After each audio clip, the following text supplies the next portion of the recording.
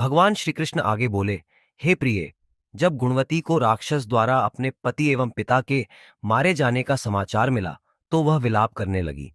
हाँ नाथ, हाँ पिता, मुझको त्याग कर तुम कहाँ चले गए? मैं अकेली स्त्री तुम्हारे बिना अब क्या करूं? अब मेरे भोजन, वस्त्र आदि की व्यवस्था कौन करेगा?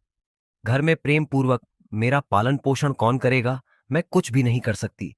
मुझ विधवा की कौन रक्षा करेगा? मैं कहाँ जाऊं? मेरे पास तो अब कोई ठिकाना भी नहीं रहा। इस प्रकार विलाप करते हुए गुणवती चक्कर खाकर धरती पर गिर पड़ी और बेहोश हो गई।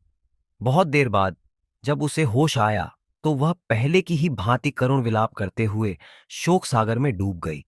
कुछ समय के पश्चात जब वह संभली तो उसे ध्यान आया कि पिता और पति की मृत्यु के बाद मुझे उनकी क्रिया करनी चाहिए, जिससे उनकी गति हो सके। इसलिए उसने अपने घर का सारा सामान बेच दिया और उससे प्राप्त धन से उसने अपने पिता एवं पति का श्राद्ध आदि कर्म किया। तत्पश्चात वह उसी नगर में रहते हुए आठों पहर भगवान विष्णु की भक्ति करने लगी। उसने मृत्यु पर्यंत तक नियम पूर्वक सभी एकादशियों का व्रत और कार्तिक महीने में उपवास एवं व्रत किए। हे प्रिय, एकादशी और कार्तिक व्रत मुझे बहुत ही प्रिय हैं। इनसे मुक्ति भुक्ति पुत्र तथा संपत्ति प्राप्त होती है। कार्तिक मास में जब तुला राशि पर सूर्य आता है तब ब्रह्म मुहूर्त में उठकर स्नान करने व व्रत व उपवास करने वाले मनुष्य मुझे बहुत प्रिय हैं, क्योंकि यदि उन्होंने पाप भी किए हों तो भी स्नान व व्रत के प्रभाव से उन्हें मोक्ष प्राप्त हो जाता है। कार्तिक में स्नान, जागरण, दीपदान तथा तुलसी के पौधे की रक्षा करने वाले मनुष्य साक्षात भगवान विष्णु के समान है।